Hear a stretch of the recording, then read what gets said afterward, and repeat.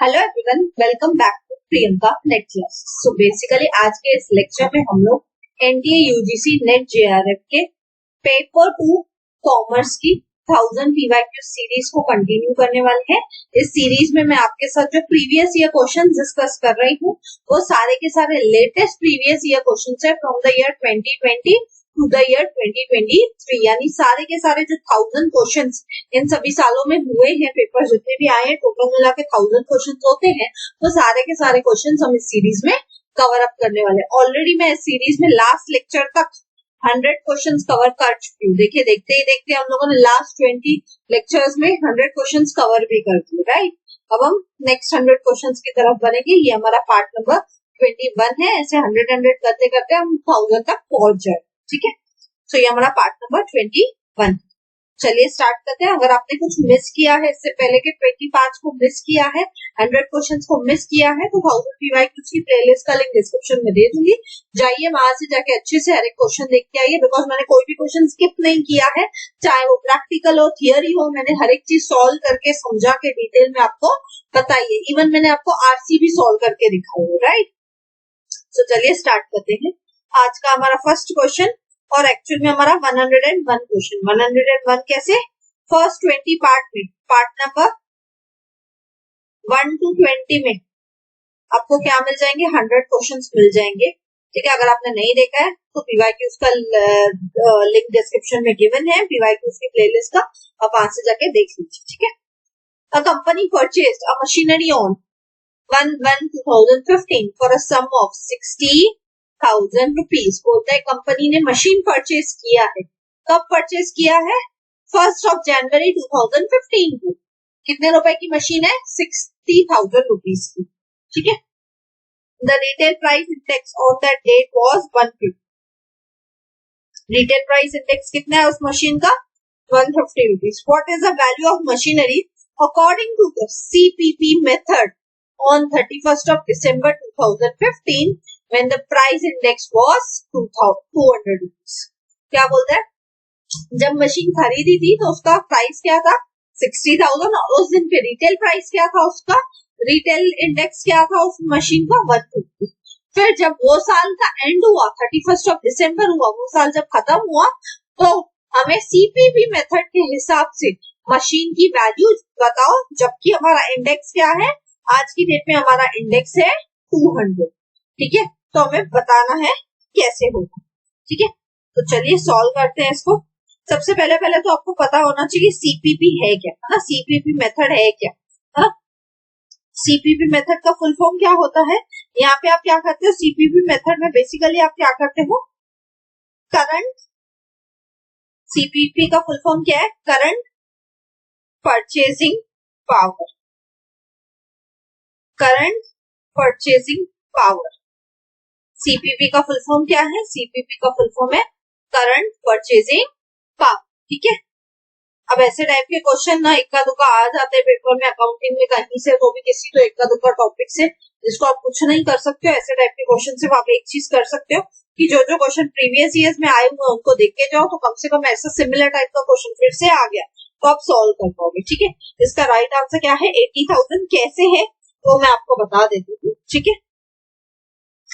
CPP तो नाम से क्लियर है, करंट परचेजिंग पावर, है ना। अब इसको सॉल्व करते हैं, समझते हैं एक चीज, ठीक है। इसकी फॉर्मूला है, फॉर्मूला क्या है? Conversion factor. Conversion factor is equals to index converting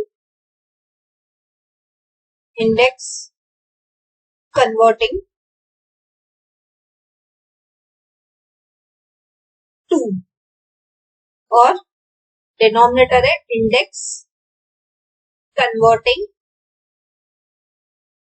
from, ठीक है। ये इसकी फॉर्मूला है। फॉर्मूला आपको याद रखनी पड़ेगी। ऐसे टाइप के क्वेश्चन इक्का दुक्का आते हैं, बहुत रेयर ऐसे टाइप के क्वेश्चन आते हैं, बट आया है तो मैं आपको सॉल्व करके दिखा रही हूँ। Index converting to, index converting to यानी किसमें कन्वर्ट हो रहा है? इंडेक्स किसमें कन्वर्ट हो रहा है? क्वेश्चन में जाके देखिए, इंडेक्स किसमें कन्वर्ट होगा? 200, है ना। होने किसने वाला है? 200, तो न्यूमरेटर हो जाएगा 200 divide by index converting from, किससे कन्वर्ट होगा?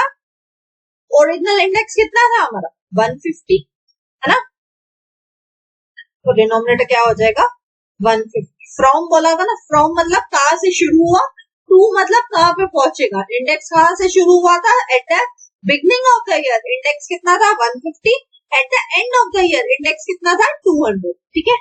तो इसको डिवाइड करोगे तो आंसर आ जाएगा 1.333, है ना, ऐसे आंसर आ जाएगा, ठीक है।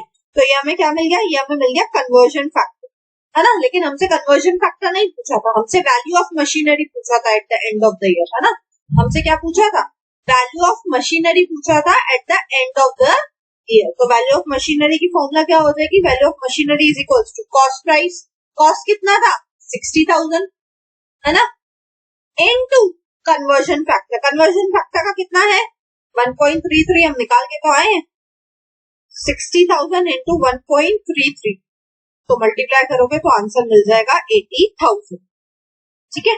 So at the end of the year उस मशीन की वैल्यू क्या है, उस मशीन की वैल्यू है 80,000, ठीक है, यानी इसका राइट आंसर क्या हो जाएगा 80,000, यानी आपका option number C is your correct answer, ठीक है। आई होप ये क्वेश्चन क्लियर है, ऐसे टाइप के क्वेश्चन बहुत रेयर पूछे जाते हैं, एक आधा बार कभी किधर दिख गया आपको ऐसा क्वेश्चन तो ठीक है, बट क्योंकि ये क्वेश्चन इस ईयर के पीवाईक्यू में था तो मैंने सोचा आपको कराना बनता है, एक भी क्वेश्चन आया है तो हमें तो हर एक क्वेश्चन को सॉल्व करने आना चाहिए, ठीक है। आई होप ये सॉल्यूशन क्लियर है, ठीक है। ये 60,000 क्वेश्चन में गिवन था, 1.33 हमने निकाला, और वैल्यू ऑफ मशीनरी हमसे पूछी थी eight the end of the year, है ना, तो वो हमने निकाल दी सीपीपी मेथड से, ठीक है। आई होप ये क्वेश्चन क्लियर है। बढ़ते हैं अगले क्वेश्चन की तरफ, 102 question, mister X is entitled to transport allowance of ₹1800 PM, PM यानी पर मंथ, पीएम यानी कि पर मंथ की बात कर रहा, और अगर कभी क्वेश्चन में पीए दिया हो तो आपको पता ही होता है ना, पीए मतलब पर एनम, पूरे साल, ठीक है।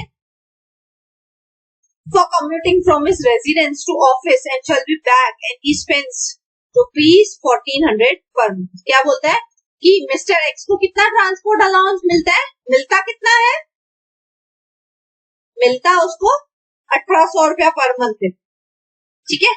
वो कितना स्पेंड करता है, वो स्पेंड करता है 1400 रुपया पर मंथ। तो बोलता है the exemption shall be allowed of, उसको ट्रांसपोर्ट अलाउंस का जो एग्जेम्पशन मिलेगा, जो छूट मिलेगी वो कितने की मिलेगी, 1800 की, जितना उसको मिलता है, कि 1400 की जितना वो खर्चा करता है, कि 1600 की, कि नील। तो इसका राइट आंसर क्या है, इसका राइट आंसर है ऑप्शन नंबर सी 1600। क्यों 1600 आप बोलोगे मैम, भाई उसको मिलता 1800 है, खर्चा वो 1400 कर रहा है, लेकिन फिर भी आंसर ना 1800 है ना 1400 है, डायरेक्टली आंसर 1600 कैसे आया, हमें बताओ तो उसका रीजन है 2018-19 से लेके अभी तक जो टैक्स, इनकम टैक्स का सिस्टम चल रहा है, उसके हिसाब से, उसकी एक कंडीशन के हिसाब से आपको ट्रांसपोर्ट अलाउंस कितना अलाउड है, ट्रांसपोर्ट अलाउंस जो है आपका, ठीक है, ट्रांसपोर्ट अलाउंस कितना अलाउड है 1600 पर मंथ का अलाउड है, ठीक है। और अगर यही ट्रांसपोर्ट अलाउंस ईयरली पूछेगा आपको, पर एनम में पूछेगा, तो इसको क्या कर देना, 1600 को इंटू 12 कर देना, तो आपको जो भी आंसर मिलेगा वो किसका मिलेगा, पर एनम का मिलेगा, ऐसे करके, ठीक है। तो हमसे तो यहाँ पे मंथली पूछा था, तो ठीक है, यही क्वेश्चन को घुमा के फिर से पूछा जा सकता है, लेकिन हो सकता है अब ईयरली पूछ ले, तो 1600 इंटू 12 करेंगे तो जो भी आंसर होगा फिर वो आंसर हमारा राइट आंसर कहलाएगा, ठीक है।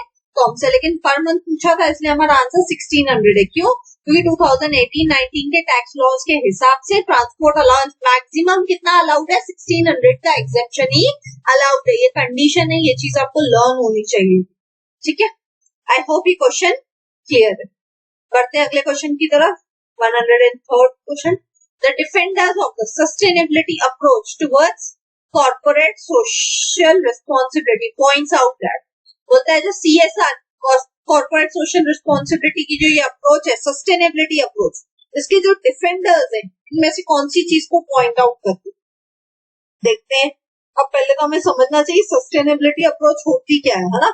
सस्टेनेबिलिटी अप्रोच सिंपली मींस ऐसी अप्रोच जिससे लॉन्ग टर्म में आप सरवाइव कर सको, यानी लॉन्ग टर्म में बिजनेस भी आपका सरवाइव करना चाहिए, लॉन्ग टर्म में एनवायरमेंट भी तो सरवाइव करनी चाहिए, अदरवाइज आप बिजनेस कहाँ पे करोगे, है ना। तो ये होती है आपकी सस्टेनेबिलिटी अप्रोच, जो बताती है कि अगर किसी बिजनेस को सरवाइव करना है तो उसको सस्टेनेबिलिटी अप्रोच को अपनाना पड़ेगा, यानी उनको क्या करना पड़ेगा, एनवायरमेंट का भी लॉन्ग टर्म का ध्यान रखना पड़ेगा अगर उनको बिजनेस लॉन्ग टर्म में चलाना है तो, ठीक है। तो ये क्या अप्रोच बोलती है, all economic activity exists within a biosphere that supports all life. The success of business must be judged only against profitability. तो बात गलत है भाई, सिर्फ प्रॉफिट के हिसाब से आप बिजनेस को देखोगे, ऐसा थोड़ी होता है। प्रॉफिट के अलावा भी दसों हजारों चीजें और होती है जो बिजनेस की सक्सेस डिटरमाइन करती है। तो ये तो स्टेटमेंट गलत है ना।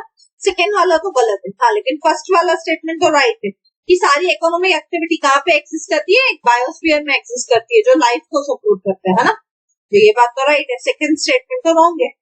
जहां जहां पे भी सेकंड है वहां वहां उसको कट कर दो, यानी ए और बी ऑप्शन तो कट गया। अब आंसर क्या बचते हैं, सी या डी। सी या डी में दोनों में वन तो है ही, यानी ये तो आएगा ही आएगा आंसर में, ये तो हमें वैसे भी पता था। अब सिर्फ हमें क्या चेक करना है, थर्ड है कि नहीं, है ना। People have a strong ethical duty to cause no harm and only a prime facial duty to prevent harm. क्या बोलता है, लोगों की क्या है, ड्यूटी है कि उनको क्या करना चाहिए, उनको एथिकल ड्यूटी, एथिकल यानी उनकी मॉरल रिस्पॉन्सिबिलिटी के उनको हार्म नहीं करना चाहिए, ऐसा वो बोल रहे हैं। तो ऑटोमेटिकली इसका राइट आंसर क्या हो जाएगा, इसका राइट आंसर हो जाएगा ओनली वन। क्यों, क्योंकि ये भी स्टेटमेंट रॉन्ग हो गई। स्ट्रॉन्ग एथिकल ड्यूटी की कहां से बात आती है, एथिक्स कभी भी ड्यूटी नहीं होती, है ना। जो भी चीज एथिकल होती है, एथिकल यानी जो भी चीज गुड बैड होती है, वो कभी भी ड्यूटी नहीं हो सकती। गुड और बैड सबका अपना अपना हो सकता है ना। हो सकता है आप बिजनेस कर रहे हो, आप पॉल्यूशन करते हो, आपको आपके हिसाब से उसमें कुछ सही गलत है ही नहीं, आपके हिसाब से वही सही है। लेकिन मैं बिजनेस करती हूँ, मैं एकदम एनवायरमेंट का ध्यान रख के कर रही हूँ, तो मैं अपनी क्या कर रही हूँ, एनवायरमेंट के हिसाब से बिजनेस कर रही हूँ, यानी ऑटोमेटिकली क्या हो गया, मैं मेरे हिसाब से एनवायरमेंट का ध्यान रखना मेरे हिसाब से राइट है ना। तो एथिक्स कहीं से भी ड्यूटी नहीं होता है। क्यों, क्योंकि एथिक्स इज सब्जेक्टिव। एक पर्सन के लिए कोई चीज सही हो सकती है, दूसरे पर्सन के लिए कोई और चीज सही हो सकती है ना। यानी थर्ड स्टेटमेंट भी रॉन्ग हो जाएगा, ठीक है। सो इसलिए इसका राइट आंसर क्या हो जाएगा, option number D, one only. Corporate social responsibility की, सीएसआर की जो अप्रोच है, सस्टेनेबिलिटी अप्रोच, वो क्या बोलती है कि अगर आपको लॉन्ग टर्म में इकोनॉमिक एक्टिविटीज को कंटिन्यू करना है, अपने बिजनेस को कंटिन्यू करना है, तो आपको क्या करना पड़ेगा, आपको पूरे बायोस्फीयर का ध्यान रखना पड़ेगा, यानी पूरे अर्थ का ध्यान रख के, एनवायरमेंट का ध्यान रख के ही आपको बिजनेस करना पड़ेगा, ठीक है। आई होप ये क्वेश्चन क्लियर है। बढ़ते हैं अगले क्वेश्चन की तरफ, 104th question. The shutdown refers to the complete cessation or closing down of the business. It involves which of the following? बोलता है शटडाउन मतलब बंद कर देना, है ना। शटडाउन का मतलब ही क्या होता है, क्लोज कर देना, बंद कर देना। अगर मैं बिजनेस शटडाउन कर रही हूँ, क्लोज कर रही हूँ, तो उससे इनमें से क्या क्या चीजें होती, देखते हैं। इट इन्वॉल्व्स नो बाइंग और सेलिंग, ये तो बराबर है। शटडाउन करेंगे जब बिजनेस ही बंद कर दिया तो काय का बाइंग, काय का सेलिंग, है ना।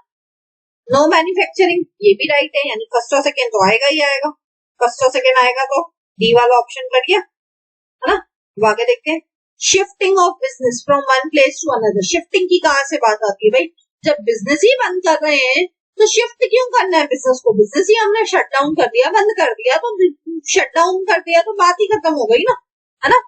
तो थर्ड वाला भी जहां जहां पे उसको कट कर दो, ऑटोमेटिकली आपका राइट आंसर क्या हो गया, ऑप्शन नंबर ए। बाकी को भी चेक कर लेते हैं सेफर साइड के लिए, 4 और 5 को। असेट्स टू बी सोल्ड और डिस्पोज ऑफ, हाँ भाई बिजनेस बंद करोगे तो जो भी असेट्स है उसको सेल ऑफ करोगे, और जो कैपिटल है वो ओनर्स को रिटर्न करोगे, बराबर है। यानी इसका राइट आंसर क्या हो जाएगा, ऑप्शन नंबर ए, है ना। इसका राइट आंसर क्या है, ऑप्शन नंबर ए, 1, 2, 4 एंड 5। जब भी आप शट डाउन करते हो, बंद कर देते हो अपने बिजनेस को, तो आप क्या करते हो, कोई भी बाइंग एंड सेलिंग नहीं करते हो, कोई भी मैन्युफैक्चरिंग नहीं करते हो, कोई भी असेट्स है अगर आपके पास तो उसको बेच के खत्म करते हो, अगर कुछ कैपिटल है आपके पास पड़ा हुआ तो वो अपने ओनर्स को वापस दे दो, ठीक है। आई होप ये क्वेश्चन क्लियर है, एकदम बेसिक क्वेश्चन था ना, बेसिक अपना लॉजिक यूज करते थे ना तो ये क्वेश्चन बन जाता था। इस क्वेश्चन में कुछ वैसा था नहीं वैसे, है ना। चलिए बढ़ते हैं आज के हमारे लास्ट क्वेश्चन की तरफ, 105th क्वेश्चन। असर्शन है और रीजन, ऐसे टाइप के क्वेश्चन को कैसे सॉल्व करना होता है मैंने बताया था।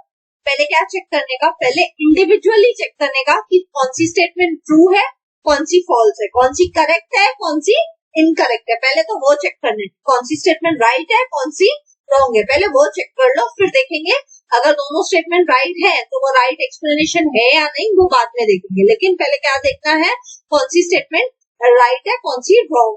तो चलो रीड करके देखते हैं। Credit flows to agriculture and SME sectors have increased in recent years. जो क्रेडिट मिलता है, उधार मिलता है किसको, एग्रीकल्चर सेक्टर को। और एसएमई, एसएमई का फुल फॉर्म क्या होता है बताइए। एसएमई का फुल फॉर्म होता है स्मॉल एंड मीडियम एंटरप्राइजेस, है ना। जो स्मॉल और मीडियम लेवल पे जो कंपनीज होती है उनको हम बोलते हैं एसएमईज, एंटरप्राइजेस, है ना। Have increased in recent years में इनको जो क्रेडिट मिलता है वो बढ़ गया है। हाँ भाई, ये स्टेटमेंट तो राइट है ना। यानी ये तो कट हो गया, D both A and R are incorrect, ऐसा तो हो ही नहीं सकता क्योंकि फर्स्ट वाला ए वाला तो स्टेटमेंट करेक्ट ही है। ठीक है, अब ये स्टेटमेंट देखते हैं करेक्ट है भी कि नहीं। Reserve bank of India has gradually relaxed various controls in credit market.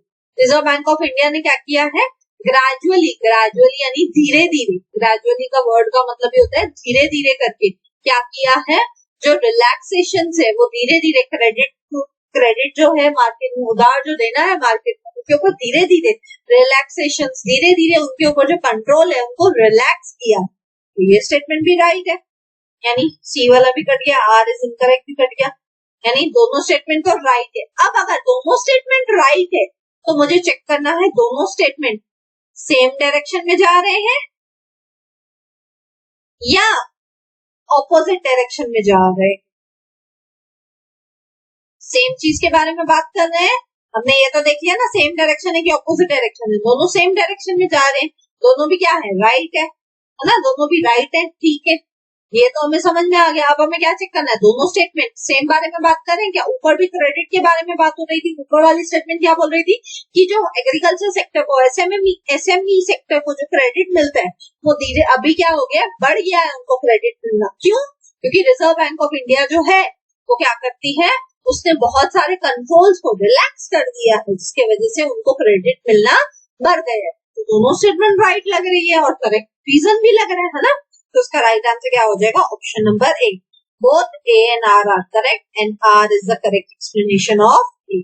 इसका राइट आंसर क्या है, ऑप्शन नंबर ए। दोनों भी स्टेटमेंट ट्रू है, करेक्ट है ना, और ये इसका करेक्ट रीजन भी है।